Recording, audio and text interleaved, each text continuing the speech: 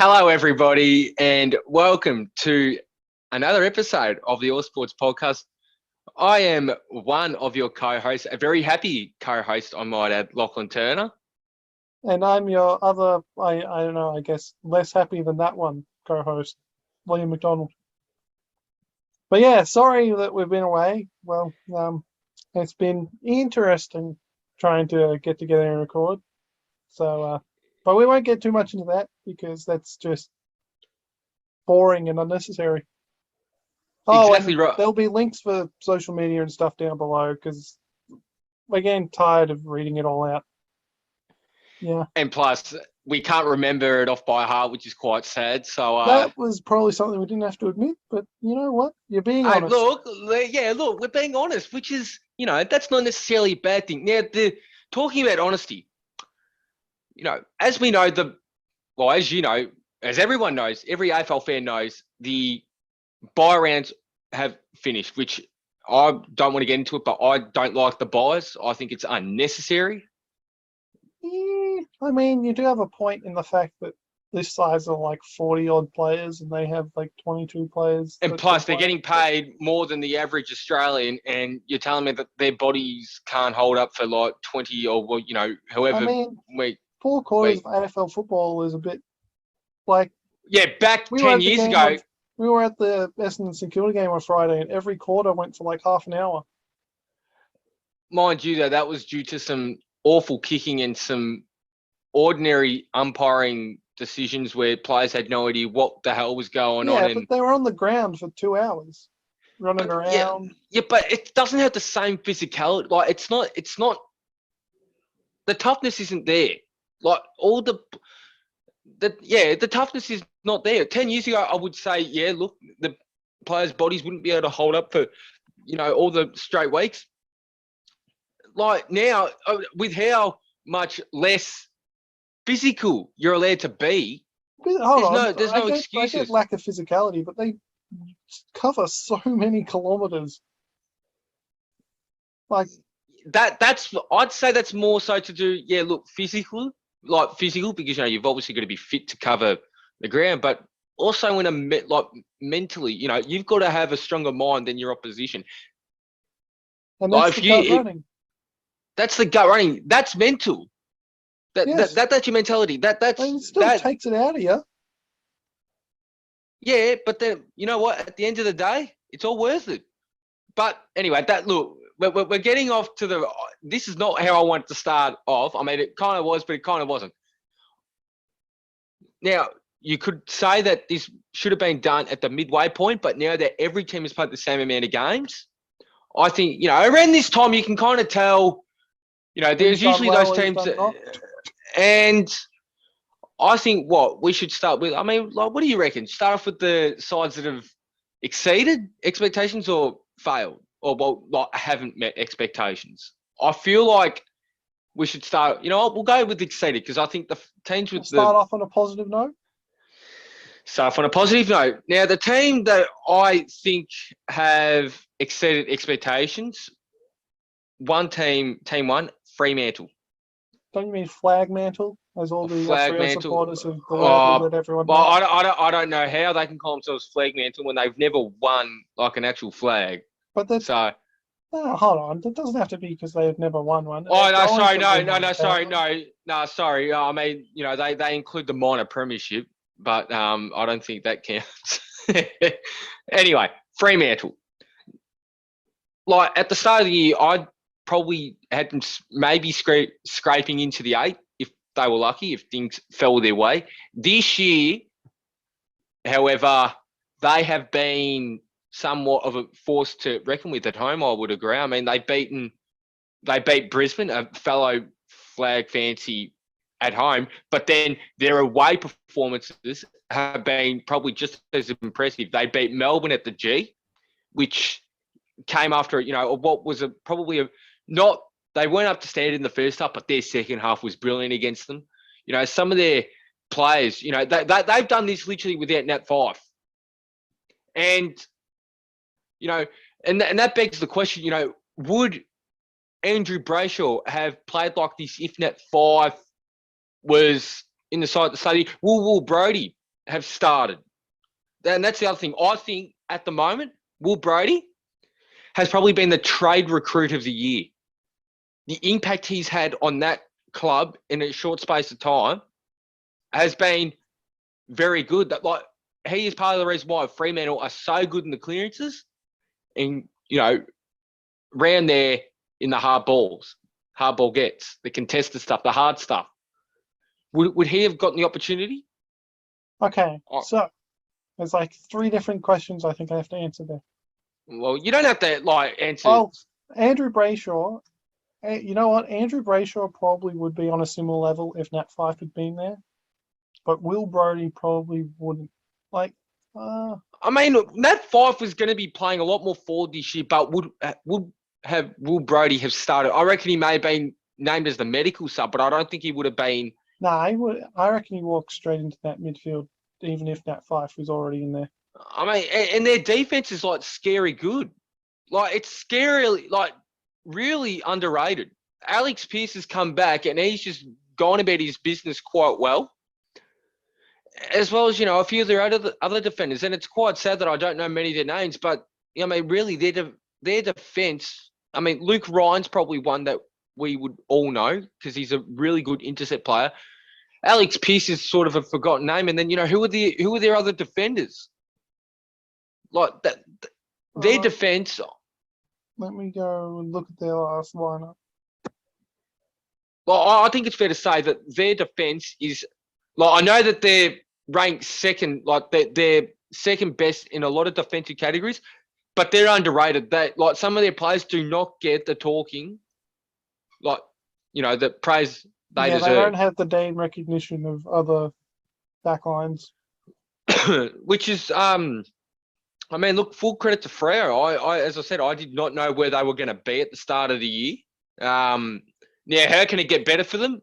Well, I suppose they don't have the disappointing losses that they have had. They've had in the previous few years. This year they lost to St Kilda, Gold Coast, and Collingwood. I think of the 3 losses. Yeah, the 3 losses, and then I suppose it can get worse if, how could it get worse? If they start getting a bit overconfident, we've seen teams in the previous years, it hasn't happened every year, but one team I can particularly think of, now mind you, this did cause a bit of controversy years following, but Exeter, if you recall, started 2012 8-1. 9-1, and then they missed the 8. Melbourne, my memory is correct. They started off 2017 pretty hot, and then they just missed out in the 8. So if they start to cool off, it could really come back to bite them.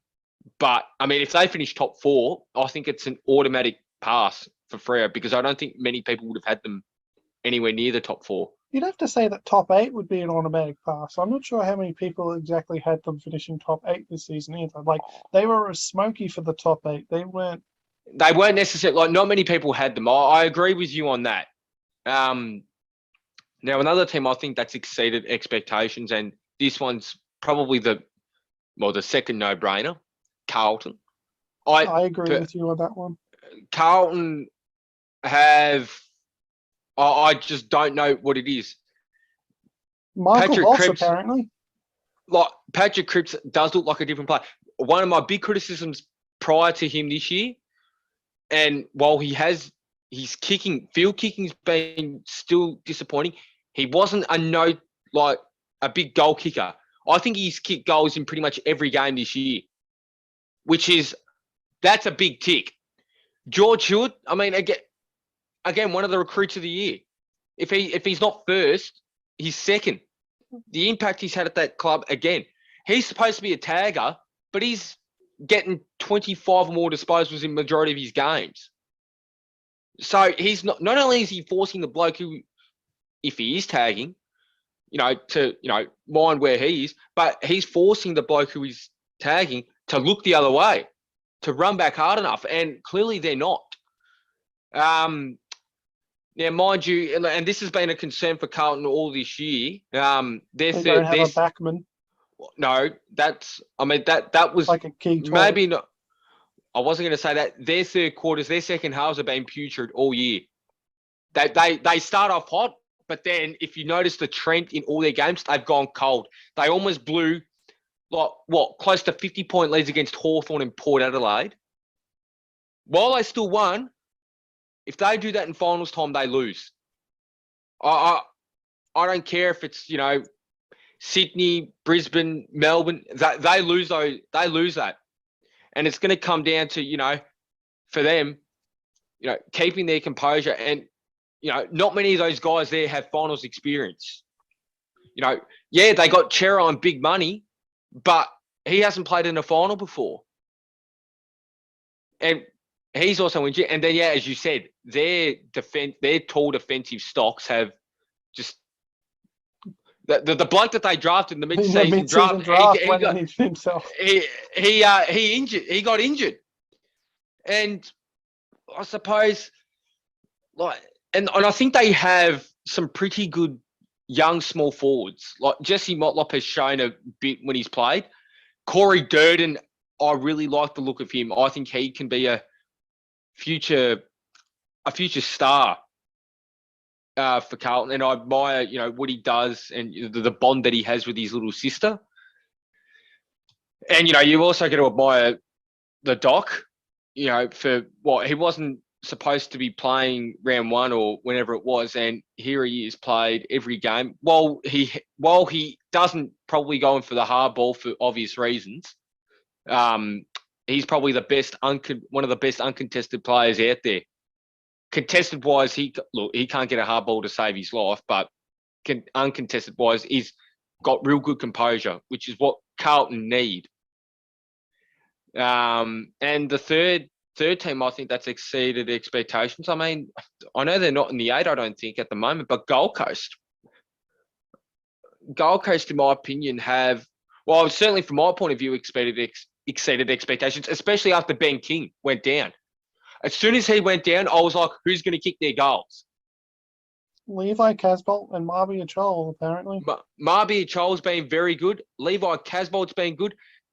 And, they've had guys that have bobbed up for, 3s and 4s, but they have been good. They're younger players. The guys that, in previous years that they've drafted, early, Ben Ainsworth is finally starting to show his worth for when they drafted him.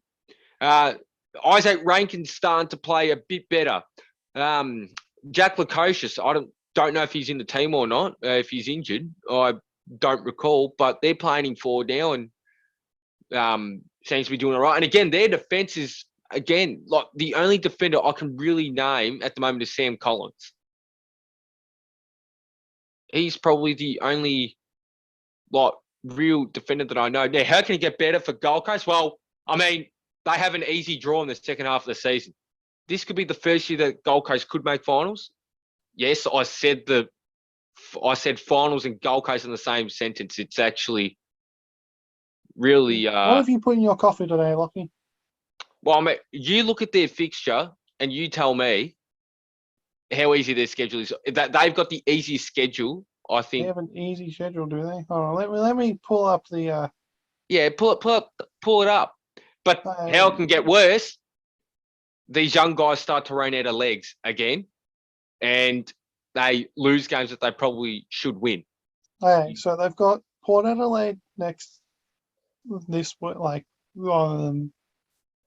round are we? 14 now. Yep, no, round 14. Like game 14. It'd be like round 15. Yeah, well, I'll be right. They've got Port Adelaide this weekend, so at home or away? In Adelaide. I honestly think they could win that. It could go either way. That game can go either way, so that's a 50-50. And then they've got Collingwood at Metricon. They can win that. They've got Richmond at Metricon the week after. Again, they can win that. And then Essendon at Marvel. They can win that. Brisbane at the Gabba. I don't. depends what Brisbane turns up, but I don't. And it think they'll depends win on that. it depends on how Gold Coast come into that game as well. Yeah, and then they've got West Coast at Metricon, They'll win that. Hawthorn in Tasmania. That could They can win go that. either way. I think Gold Coast will win that. Geelong at Metricon. It's probably a Cats. Actually, No, Gold Coast they have been pretty good against Geelong, haven't yeah, they? no, they have an okay record against Geelong. And then North at Marvel is their last They'll game. win that.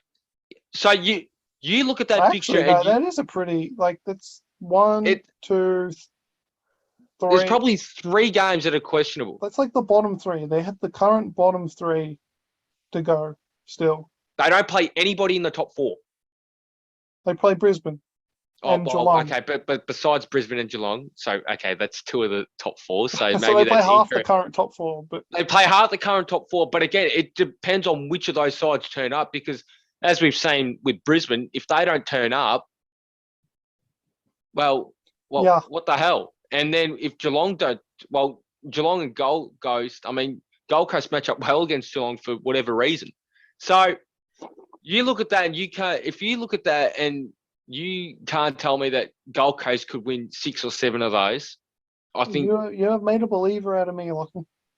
I've made a believer out of you, and that's coming from a Lions supporter who probably can't stand the Suns. Well, so they're not going to beat Brisbane, so I don't really care what they do outside of that game. I don't know. I mean, you're running your mouth already. I mean, what if they win? Are you going to come up to me and say, I'm not going to record because they beat us?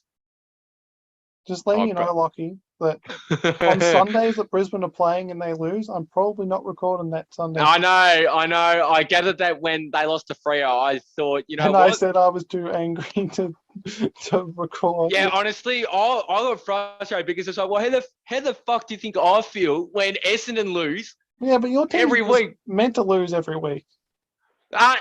Hang on. Now we go to sides Hang on. I have another entry into our surprises list. Oh, okay, yeah. Exceeded. I reckon Collingwood have done to be pretty fair, well. Like I know they've done well. Of the teams they've beaten. Yes, like they've had some disappointing losses. Here's the thing: but they've had disappointing losses. But here's the thing: to you though, and it probably just comes down to where you had them at the start of the year. You knew my feelings towards how Collingwood season could go. I had them pushing towards the 8. They're in the top 8, I think. They are, and you know, at the start of the year, you know that I had that gut feeling that they were going to make the 8. So I'm not surprised that they're in the top 8 at the moment. Yeah, I'm well, not, they're not because that's where I had them. When you look at who's above them, Sydney, they could beat Sydney. Yeah, I know. Sydney, St Kilda, and St Kilda will drop out of the top 8 most definitely. Sydney and St Kilda look really kind of shaky at the moment, and then you've also got Melbourne seem to have just forgotten how to play football the last 3 weeks, and Max Gawn's just gone down with an injury. There is a lot of shaking to be done in the top 8, and exactly they're right out of the 8 on percentage right now. Exactly right, but as I said, it just comes down to where you had them at the start of the year. If you had them pushing the 8, then this probably wouldn't surprise you. But for people that probably had them in the bottom 4, which a few people did, this would definitely surprise them.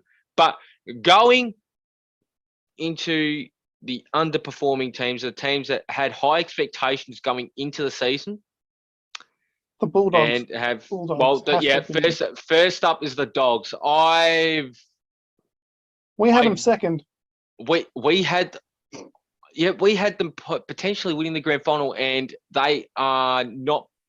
Well, they can still make the 8, but they're only a game out of the 8, so that's probably good. And they have a higher percentage than a lot of 5 teams. The 5 teams ahead of them, they've got a higher percentage. So, but then again, though, it just comes down to them being inconsistent. And who's their tall key forward when Norton can't kick goals? Who do they rely on? Lachie or Ugle-Hagan, I guess, but no. Well, both of those guys can't get a game at the moment. Yeah, they're not getting games. So Bontempelli, he's played a lot more up forward, which I've got mixed feelings about that, because he was his most damaging, as we saw last year. Started in the mid, pushed forward. That is classic Bontempelli. He is not. Round 1, he got hurt. Well, we all saw him round 1 when he went down with, it would have been some leg injury. Copped a corky on ankle or a corky, something like that. Yeah, an ankle or a corky, and he's not looked right since. I think it's fair to say. But he's had a couple good games. He's played a couple of good games, but you can't say that he's played better than he did last year by no means. Yeah, no way. No way.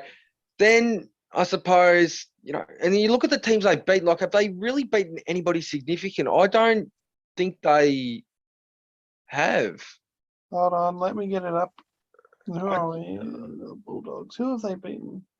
They haven't the beaten. Bulldogs have beaten Sydney.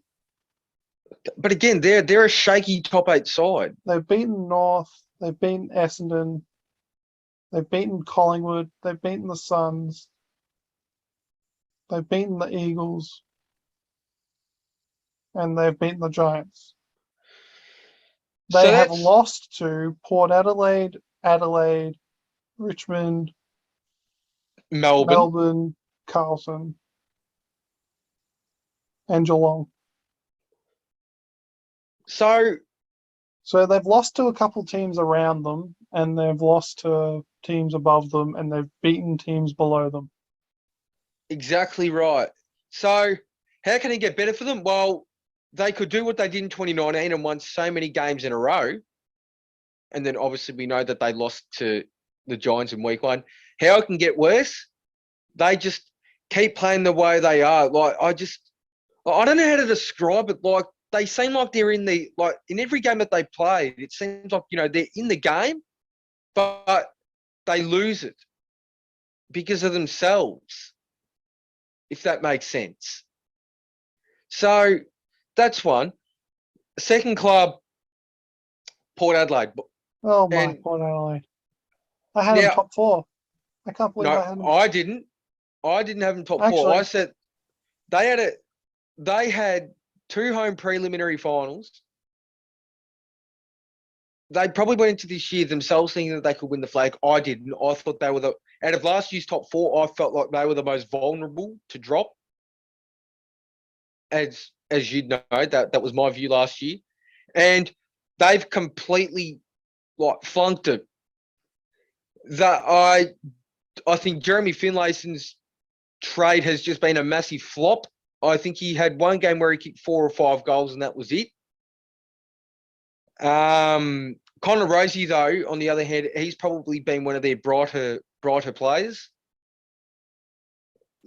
And Alirali's just taken a step backwards. Their defence has just gone backwards, in my opinion. Alirali is kind of on the back foot because he got injured round 1, and then he's been playing catch-up ever since he came back from that injury, pretty much. But he's not the intercept player. He has dropped that many easy marks, and then to top it all off, they took a punt on Fantasia. That's failed.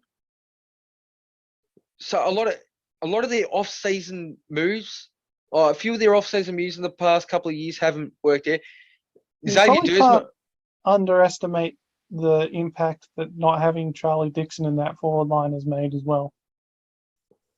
Because he takes number 1 forward, yes. And he gets the ball on the ground for their small forwards to go to work.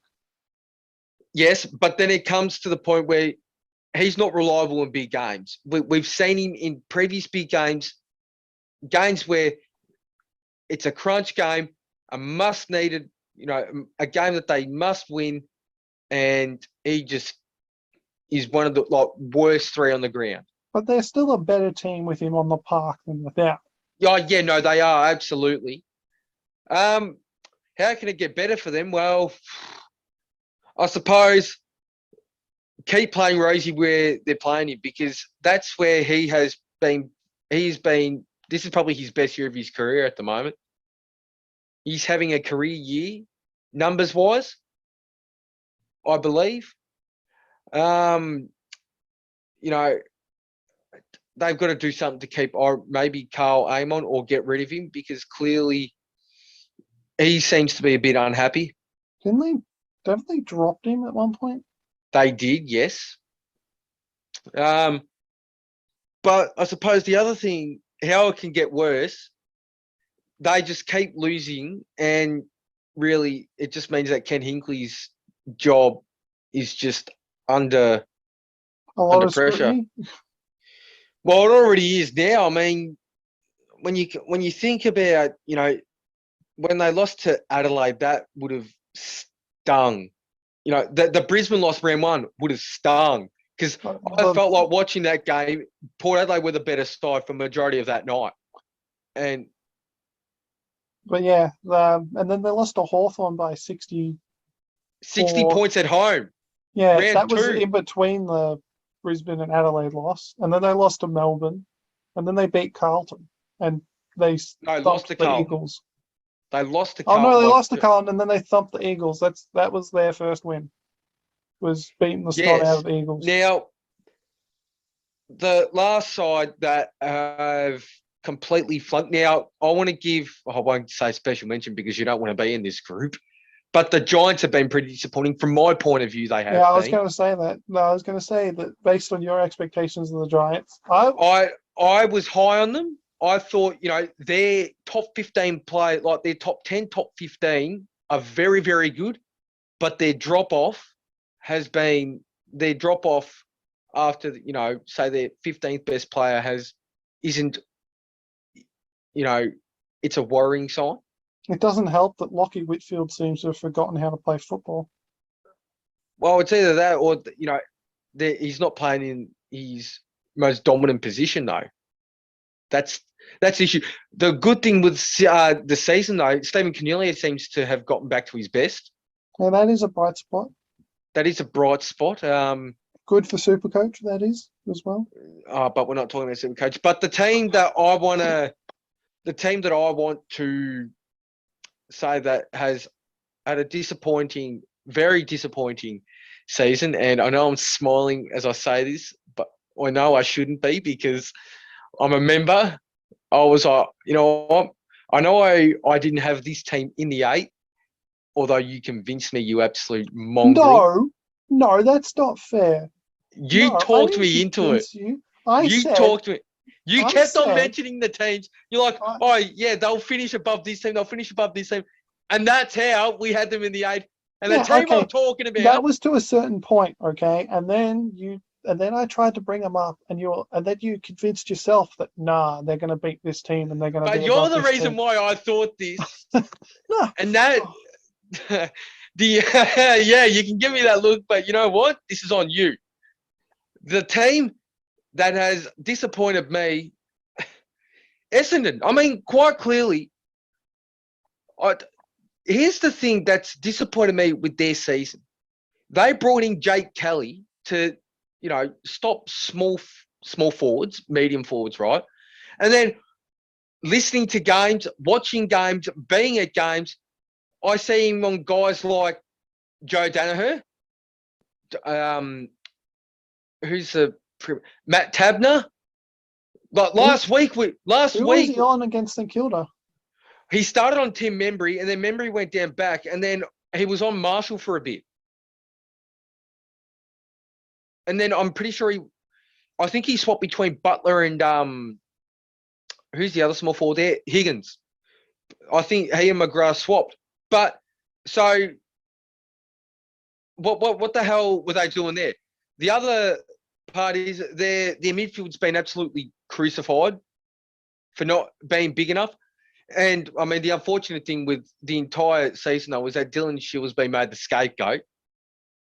Because look, he hasn't performed as expected. I'm not arguing about that. What I will argue is though that he needs to be the poster boy for it, because I don't agree with that. Because he was the most damaging mid against St Kilda at that game we were at. He was Essendon's best player against Carlton. Every time he touched the ball, you guys seemed to get forward and you looked really dangerous. And yeah, look, he may have turned the ball over, but at least he's trying to take the game on. I mean, and the guy that I want to, the guy that I think's had a more disappointing year than Shield, Zach Merritt, playing way too safe, kicking sideways. His defensive pressure has just dropped. And I've said this since he signed that big contract. And, and the reason why, Dylan Chiller's getting talked, as much as he is, because of his big contract. Zach Merritt's on a huge contract, 6-year deal, north of 750K. When, if he had left, would have been a guaranteed top 5 pick. I know what I would have rather at the time, top 5 pick. Parrish has gone backwards. In my opinion, defensively, he has been poor. Now, I know numbers might suggest that, but what people don't understand and I don't understand is how they can grade, just a arm out as pressure. That's what they do. Just a half-hearted arm out, they give that as a pressure act. Well, technically, I guess it is. But it's not, because you're not putting in any effort. Pressure should be based on the effort you make defensively. That's a really subjective way of doing it, though. What? So you're telling me I could walk to a guy? Oh, that's pressure. Because that's essentially what putting your arm out like that. A one arm tackles aren't a thing. Rarely, big guys can do it. They don't stick, but they like. You can't say that that's okay. It's maybe not an ideal form of pressure, but you can't say that it's not putting pressure. It's not pressure. But literally having an arm out can sometimes be enough for a guy that has the ball to absolutely shit himself and panic and get rid of it. Sometimes it can. I disagree. I don't think it is. Can. I don't think it can be. Well, but it can. Okay, I'm not saying I'm not advocating for it being I'm just saying that having an arm out can be pressuring. Oh, okay. So I'm going to jog up to a bloke and go, that's pressure. It's a very shitty form of pressure, but it is pressure. But just like holding up one arm. Exactly. That's a shitty form of but it still is pressure. Now, and what hasn't helped, and no, I'm not making any excuses, for how everybody was talking them up. Oh, they've got this, great, I can't say depth, but midfield depth, incorrect.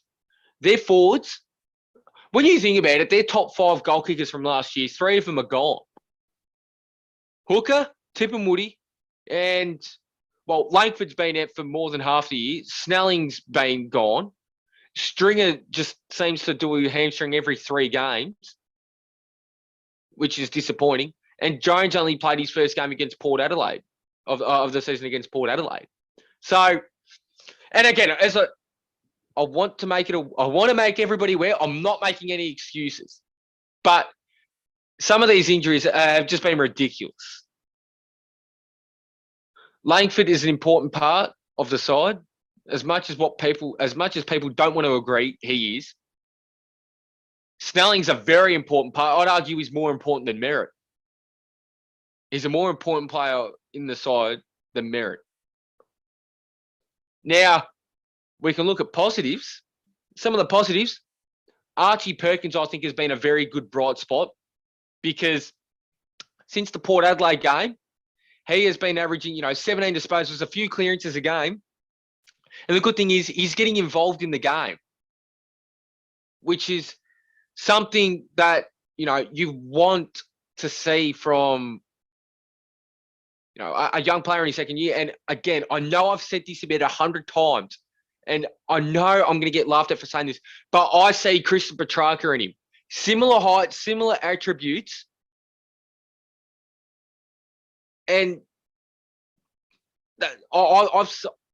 when I first saw him, when he got drafted, immediately thought Christian Petrarca has the burst, agility, power, strength.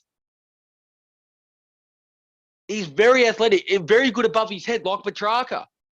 So he's got to build his tank up and build his tank up. Exactly right.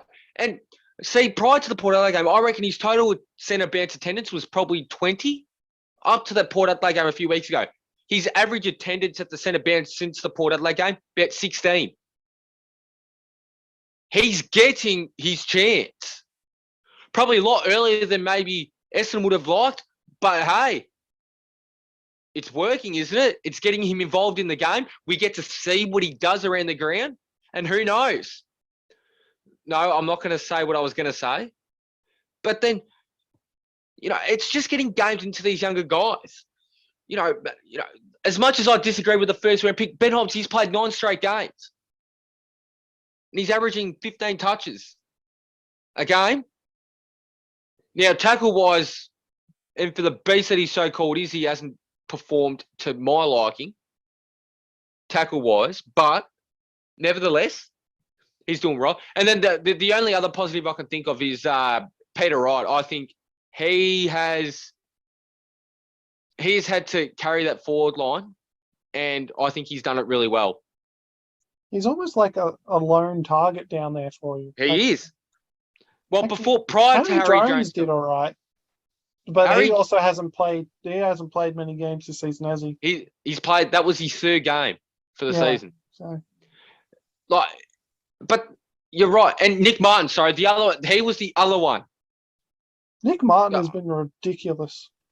He had a quiet couple of weeks, as you would expect in first-year players. But he has been 5 goals on debut. Mind you, most of them were junk time goals. Kicked 4 in the last quarter, and I'm like, yeah, Geelong have taken their foot off the gas. But that's just what I reckon. So, do you reckon that's a fair list? What I've given there,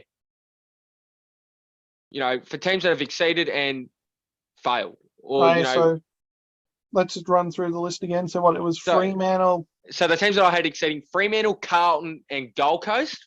And then I chucked in Collingwood. You chucked in Collingwood? Put like a honourable mention, I guess. Depending on where you had them pre-season. Yep. And teams that have failed were the Bulldogs, Power, Essendon, and can we call it really an honourable mention if it's a bad list? Dishonourable mention, I guess. Yeah, dishonourable mention. No, not borderline. They have clearly. No, okay, but like the next team. I can't say next team up, can I? Because the team that got lucky that they weren't in the top 3. Lucky that there were 3 other teams. I mean, we could have put West Coast and North in there, but I mean. Well, okay, North. Everyone. There were a couple of people that were like North could win a couple games, but. And then West Coast. That was me. West Coast, I expected this. I honestly had no idea what to think of West Coast until you knew exactly what I thought about West Coast. I thought they were going to be shit the entire year. Guess what? A couple of reports and you that were banging on about how they were going to stink. And well, you're not wrong. Exactly right. So you got to listen to me. I know my stuff. Sometimes. No, I'm always right. I don't know what you mean. Time. Okay, give me one example where I've been wrong. Like, just give me a pure give me 3 examples where I've been wrong. Oh, hold on, you just shifted the goalpost on me. Yeah, off the top of my head. Yeah, off the top of your head. Come on. And look, it doesn't have to be AFL related. It can be any sport. I probably can't say Max King winning the Coleman yet, even though it would be nice. Yeah, exactly fucking right. You can't fucking put that on me. That was a good pick by me. He's second. You know what? He's done very well. He should be miles in front if he could kick straight. So guess what? I mean, yeah, you can't put that on me, you fucking prick. Come on. Head, wrong. Who'd you tip for the Super Bowl? Did you tip the winning team for the Super Bowl? To win the Super Bowl? Wait, who won? The LA Rams beat the Bengals. Yeah, the Rams were going to win that. I had them winning. Did you tip the Rams? For the matchup, yes. The Bengals. No, I didn't. I went with the Rams. I was going to move on to NFL. Said Bengals. Someone would have said Bengals. He has no idea about NFL. What else did you talk about? What else? Did you ever say something about Tom Brady wouldn't come out of retirement? Because, if you did, you were wrong. Well, yeah, look, to be fair, though, everybody was wrong with that. Oh, you know what? You know what you're wrong about? we Oh. said that Fitzmagic would become back player of the year, and then he went and retired. Oh, yeah, no. You know what? I think we need to do a minute silence for that sacred man, the GOAT.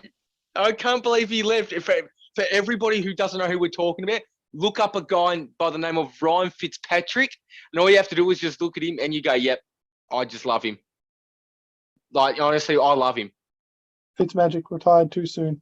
Fitzmagic, although he had about How old was he? Like 37 or something like that. So, he was too young. He's certainly not Tom Brady levels of playing on, but you know what? He could throw about 5 picks in one game. You know, he was one of the best quarterbacks in saying that he would have games where he would throw 5 picks in a game and just give you that same look, meh. Or he could throw 3 very good touchdowns and he'd give you the same look, yeah. So, but you still haven't named anything that I've been wrong about. So I'm feeling quite good. Yeah. You didn't like it when I flipped the script on you, did you? Oh, well, what have I been wrong about then, huh? Off the top of your head, what have I been wrong about? You claim that Lamar Jackson was better than Josh Allen. Incorrect. At the moment, that's a subjective statement. That is not a subjective statement. That is not a subjective statement. Okay. That is factually correct. Who's got the MVP, Punk? That's fucking in the past. Right now, we are talking about as of right now. Who is the better quarterback? The better quarterback right now is Josh Allen.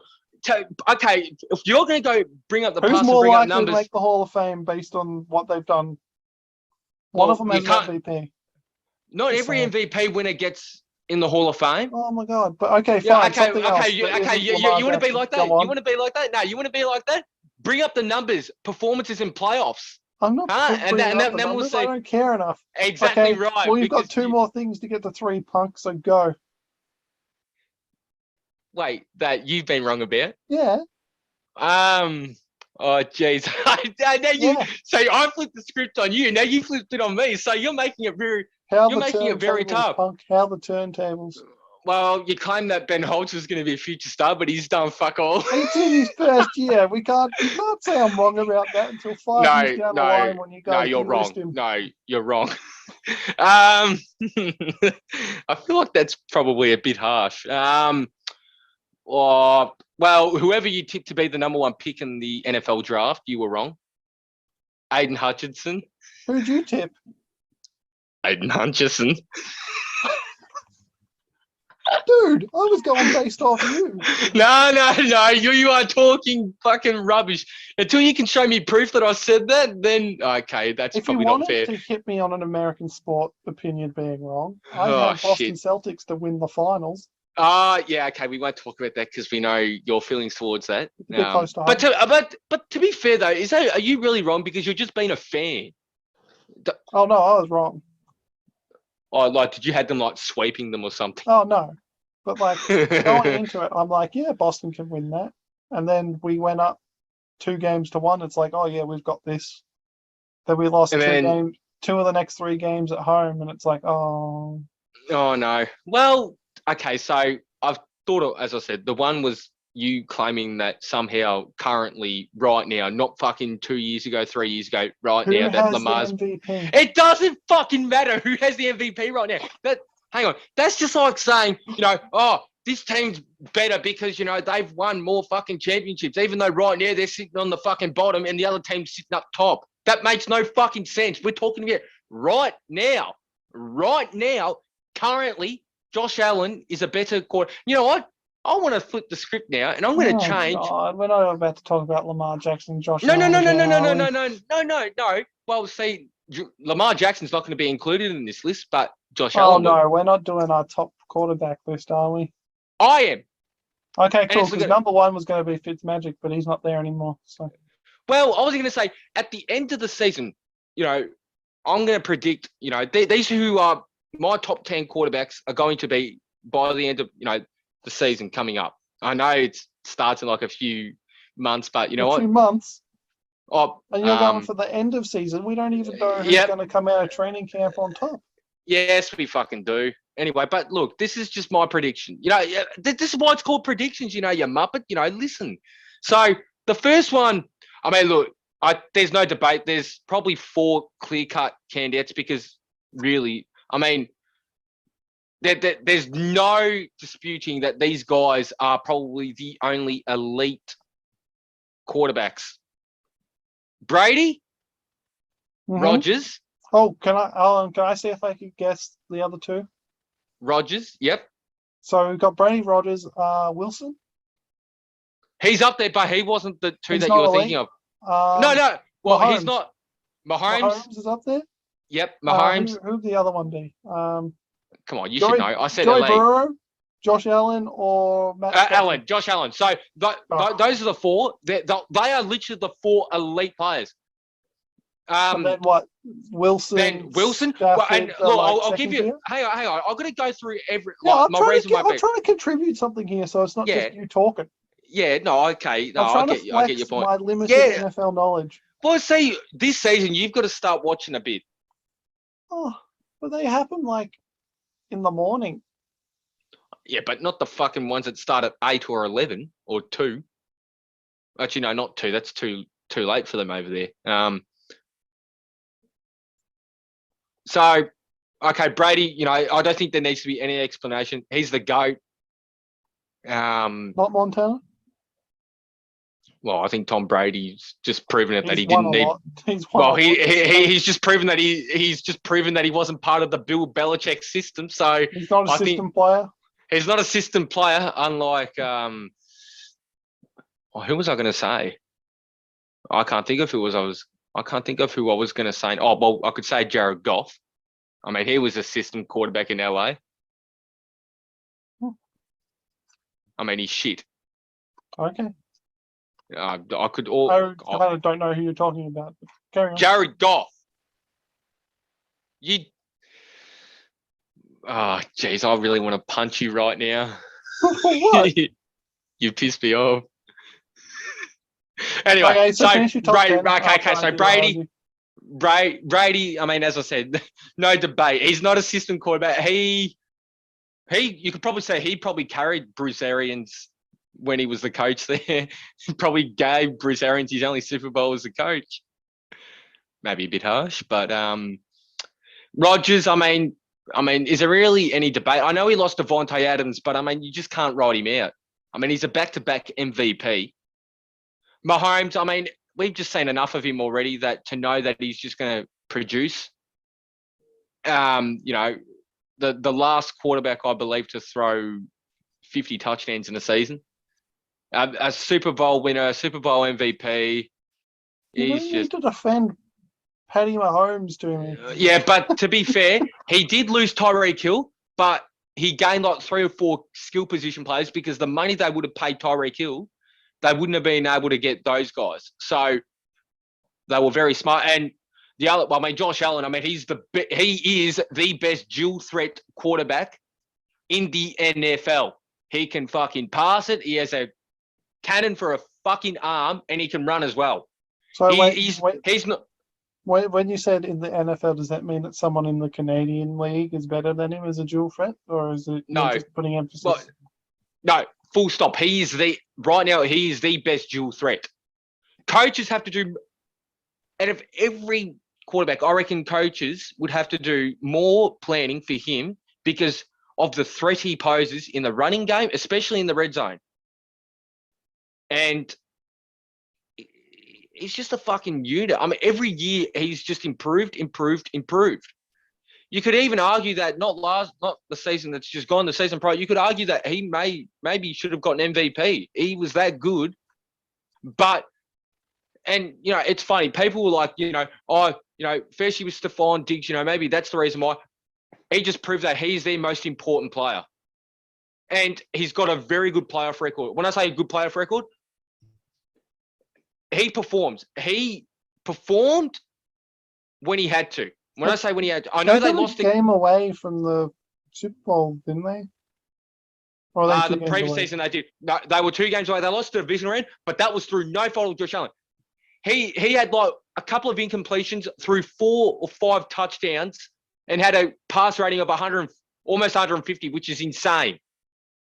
And I'm just saying, a bloke who was drafted in the same year as him could not fucking put up those numbers. Okay. What's the rest And of the list? you know who Yeah, Russell Wilson. Russell Wilson. Wilson. I mean, he's finally got a coach who's actually offensive. He has better weapons in Denver. Probably a better O-line. He's in a better team, tougher division. He'll get to the playoffs, no doubt. Joey Burrow. I mean, I tell you what, what he has done with that franchise since he's gotten there, that franchise was nothing before he got there. Nothing. He just, in his first full season in the NFL, because his first year he was out with an ACL, got into a fucking Super Bowl, and they were literally one play away from winning it. If it wasn't for Eli Apple choking a coverage. Yeah, but we don't need to talk about that right now. We're talking about quarterbacks. Quarterbacks, exactly right. So what's that? That's 6. Number 7, Justin Herbert. Again, he's got a rocket. The LA Chargers. Okay. He's got a rocket for an arm. Like you're joking. He is a big player. 6'5", as I said, can have an arm. They didn't miss the playoffs because of him. They missed the playoffs because of their coaching in the last week, which was honestly, it was funny to watch because they had to beat the Raiders in order to make the playoffs. But guess what? Didn't happen. They didn't. Through no fault of Herbert. An offensive player of the year.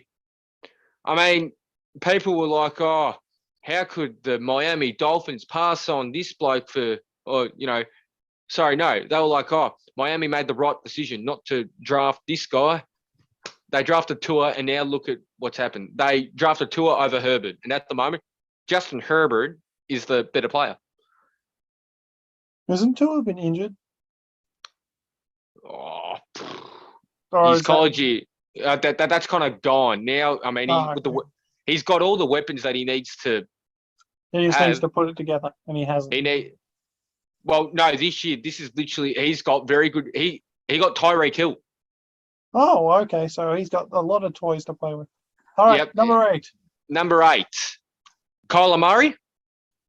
What else? He past couple of years he started off really hot, then he's gone cold. But I think he can perform.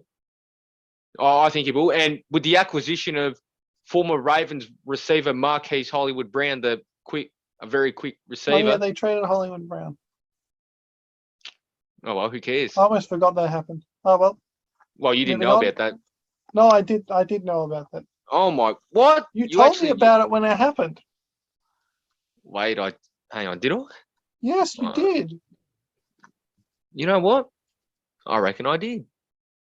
Remember, believe it or not, we actually talked a bit around the NFL draft because you messaged me and said, yeah, all the predictions we were pretty much wrong. Don't you fucking put all the blame on me. I didn't know. I just said that all the predictions that we did were pretty much wrong. Well, yeah, after the first pick. I didn't say anything that was singling you out. Okay, number 9, Derek Carr. He just got probably the best receiver traded to him, former college teammate Devontae Adams.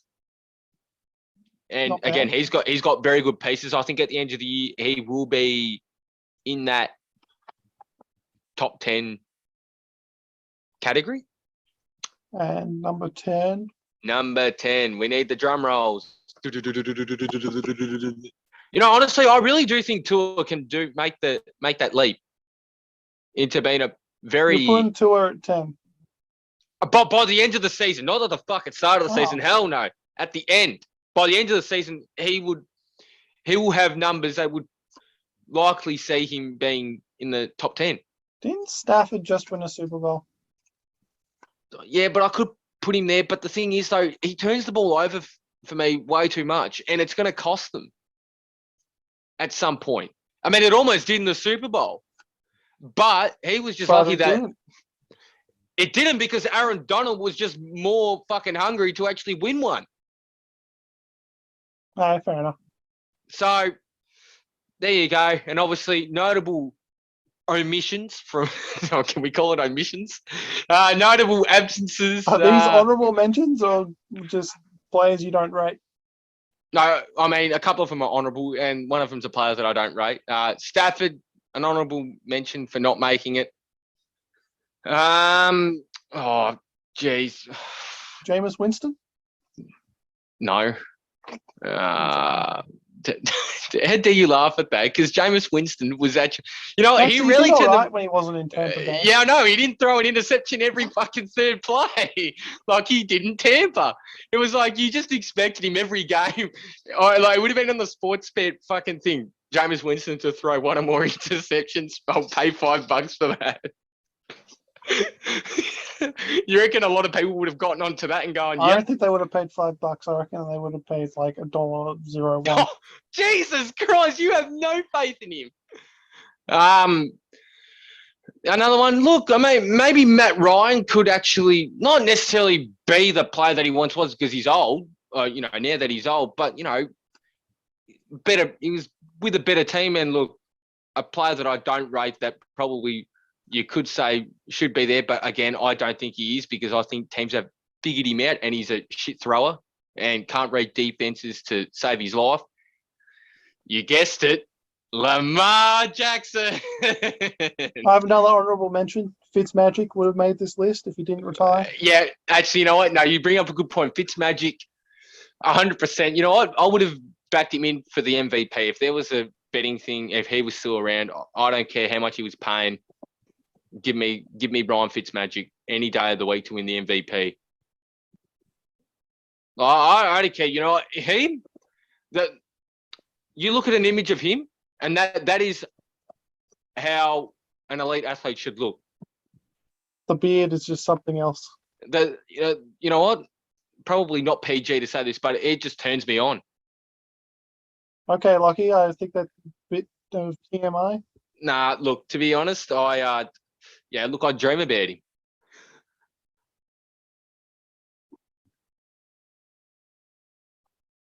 So, but look, so do you reckon that's a good list? I mean, I'm a bit offended by the lack of Lamar Jackson, but I understand why. I understand. Okay, I understand. Okay, if you want me to convince you anymore, look at his numbers. I don't need to look at his numbers. Of his MVP year. You've drummed them into my brain. Okay. Yeah, you don't seem to remember. Because you keep trying to tell me, it's fucking Josh Allen or Lamar Jackson better than Josh Allen. Okay, I didn't actually say that. I'm just saying. Okay, no, I kind of did because I did kind of go to the. Yeah, you fucking did. But then I could say who's actually gotten to an AFC Championship game, and I know that means fuck all because he lost it. But at least he's gotten to the second last week. At least he got there. At least he got there. Mate, Allen has put up better numbers in the playoffs than Lamar Jackson. That is fucking facts. I need you to say it again. I heard you the last time. Which was 2 seconds ago. And the time before that. Look, I think at this point, I think I'm just a hater. Yeah, you are a hater. I'm not a fucking hater. I'm spitting out fucking facts. You're just out to get. No, look, number one's Ben Hobbs. He's the fucking number one. Ben Hobbs, Lamar Jackson, Paddy Cripps. They're like the top three. Hang on. Did you not just hear me what I said? I know. And you were shocked. Talk nice about Paddy Cripps for once, but if he didn't have the start of the season that he had, you'd still be talking so much crap. Well, his field kicking is still shit. But he's even admitted himself. Game. Oh, and Ben Simmons. Ben Simmons is another guy you go after. No, I don't. I've not gone after him. Actually, no. The one bloke who I want to go after and is now on top. Kyrie Irving is a guy. Well, I've mentioned in the past. Yeah, no, but who did you just say I was kind of in my own world? I was going, and this is probably the guy on top of Lamar Jackson. So this guy I'm really out to fucking get, and this is because, and this is from my own experiences with mental health. Oh, Bailey, no. Bailey Smith. No. Oh, we were doing so well. Bailey Smith. I'm telling you right now, I am disgusted with the lack of punishment that he copped. I as a guy who has suffered from mental health, depression, I'm sorry, but you can't tell me that you're suffering from mental health depression if you're willing to go out to a nightclub in your off season most nights till fucking 4 a.m. Hold on, that's a bit unfair. Like, That's not people unfair. deal with it in different ways. Like, his way of dealing with it might have been to go. We're sniffing coke. There are ways. Yeah, people do get into that sort of stuff to try and get out of. Any normal person charged, lose their job. The reason why he hasn't copped any, well, not necessarily charges, but hasn't copped a year's worth suspension is because he's worth so much money to the AFL and the Bulldogs. And the illicit drug policy doesn't exactly do anything in the AFL unless it's like the third time you've been caught. Try tell that to Travis Tuck or Ben Cousins. Tell that to Ben Cousins. Yeah, but the point is that the system doesn't prevent it. It's just. I just disagree with the whole thing. I thought he was putting it on. Like, I get people have mental health issues and go into depression at certain parts of their life. I completely understand it. But to use it as an excuse for taking coke, an illegal drug, that can get you into prison depending on the situation. I'm sorry, but you've got no sympathy from me, mate. No, I'm sorry. That's just. I'm not buying that he used that. He is only sorry because he got caught. There might be an element of that. There probably is an element of that. But to turn around and say that his, okay, I'll call it claim of mental health struggles is invalidated by the fact he used coke, doesn't. I'm not saying that he was faking that. I'm saying that he is using that as an excuse. Like, as of right now, the only time we heard about it really was in the preseason when he took off. Look, more than likely he went on a bender. Let's be honest. It was a fucking 4-day break that he had. It wasn't a fucking 2-week break. Lachie Hunter took time away. That break was much longer. Yeah, I know different situations and people deal with it in different ways, but 4 days to me seems like a bender. Yeah, but I think it's also unfair to speculate like that. No, I know it's unfair, but the only thing I'm going to speculate is that I'm thinking. I think, well, not necessarily speculate. I just, in my opinion, I think he used it as use the mental health plug as an excuse because he got caught. Because in the pictures that were shown, he looked completely fine. But there's a difference between looking fine and feeling fine. And, he's willing to, dish out the shit talk and, make creepy fucking faces to the fans. Sorry to that one Collingwood fan who had to put up with it. I disagree with everything. I disagree with a few things from that. Because, and look, it also helps that he's from a Victorian club. I think if he was from, say, a South Australian club, a Sydney club, or a Western Australian club, he'd be getting a year's worth of suspension. Like that. So, well, what do you reckon? Is that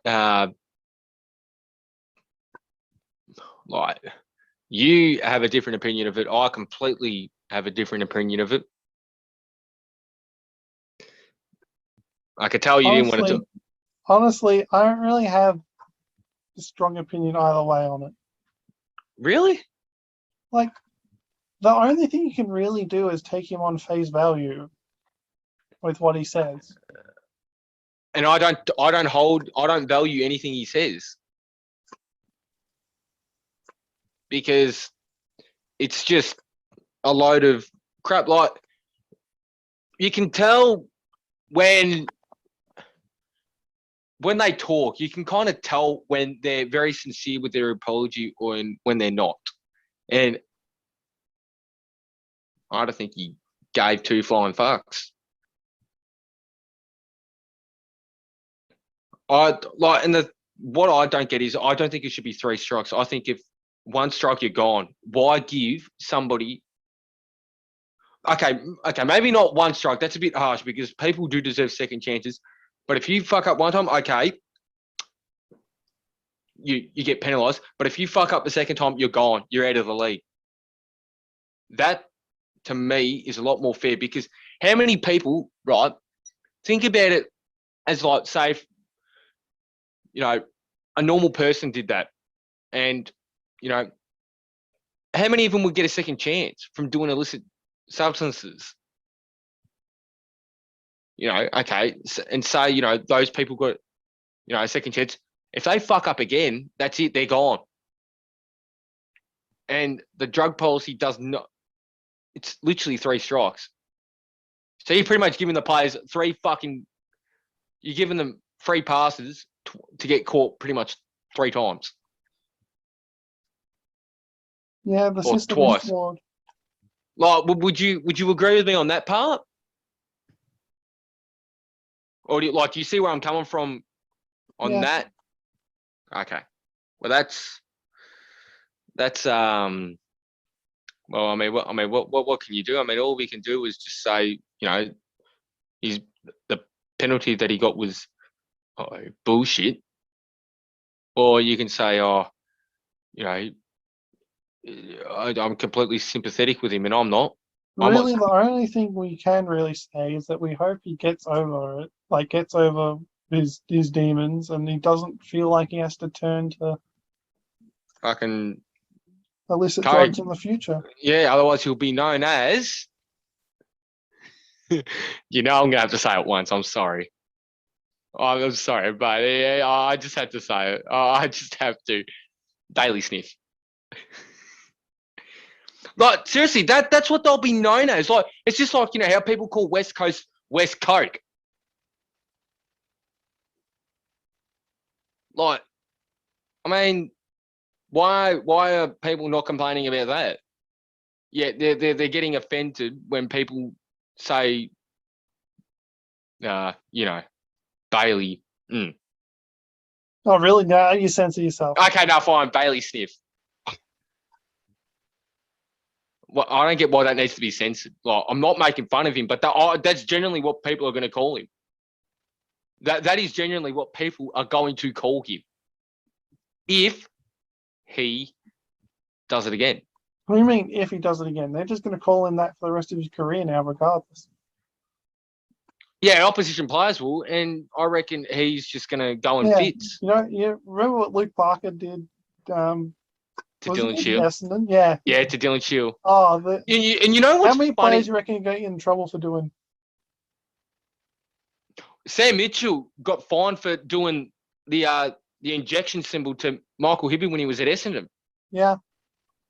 That was back when AFL was probably a bit more tougher than it is now. So imagine what the AFL was going to do if, somebody like Matt DeBoer goes up to him and goes this. I mean, I know they just played the Giants, but does, that. He's going to get a good old fine. But you know what's funny with the Luke Parker thing when he did the old flinch thing to Shield, which I still think was bullshit considering that Shield did everything he could have done. The Carlton fans were booing him. The week later, it's like, what the hell? Why are they booing Parker? What's he done? I don't recall him knocking out any Carlton players. I was like, is this a rare time where Carlton fans are actually booing a Sydney player for what they did to a Essendon player? I'm like, surely not. So, but I mean, look, to be fair, Look, I mean, but you're right though. People are just going to get calling him Bailey Sniff. I mean, it's inevitable. I know. Why are you giving me that look? Can you explain to me why you're giving me that look? What look? The look of I'm going to fucking kill you when I next see you. No, literally, the look I'm giving you is that I'm trying to figure out a way of a time to say, and you know what? I think that's a good time to fucking dip. Yeah, look, to be honest, it is getting a bit late for me. No, I don't have a bedtime. It's just that You I prefer care to be very in much. bed 3 minutes ago. Well, no, I prefer to get. I would have preferred to have gotten ready for bed 4 minutes ago now. But that's just the way it is. Look, I value sleep. You know, I know you don't. You're up till Sleep is for the fucking. weak. You know what? Yeah, yeah, and you know what? You know what? Healthy people sleep prior to midnight. I have to stay up till 4 a.m., mate, to watch the Grand Prix. For the, you know what? But you did it for a good cause for the podcast. You know what? That's no, I shouldn't laugh about that because I mean, but And I have work at 10:30. Yeah, I have work at 10:30. oh, unlucky you. Well, I mean, I'll wake up at like fucking 6:30 every morning for whatever God knows reason. I'll probably be going to bed at 6:30. My brother didn't get to bed this morning till 8:30 in the morning. Smart man. Not fucking smart, unhealthy.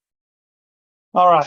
So you can have your frothies of a weekend. I don't mind that. But when you're fucking staying up to the God knows hours and then vape, don't even get me started on vapes or Yeah, no, cigarettes. I'm not going to get you started. I'm trying to wrap up this podcast episode, remember? Yeah, that's right, because you need to timestamp it and put it up next week. Oh, well, in a few days, don't you? Or was that the Fingers aim? crossed. Fingers crossed. Oh, come on. We had a chat prior to recording saying we need to do this stuff. And we're talking about me here, mate. Have we met? Have you met me before? What the fuck? I've known you since what? Exactly. Fucking what? You know, you say I'm a confusing fucking person. I think it's roles have been reversed. You're confusing. And you know what? With that, I think this is a perfect time to sign off and say sayonara. Yeah, I think so too. While we gather the thoughts on who's more, what's the word I'm looking for? You help me out here. Yeah, an enigma. The more I don't know. I've lost. Yeah, more confusing person. Anyway, toodaloo. Hope you've enjoyed our wonderful chat, and just a reminder to everybody that Josh Allen's better than Lamar Jackson. I've been Liam McDonald. And I am Lachlan Turner. Again, very happy. All right. Very, Toodles. very, very happy. Bye.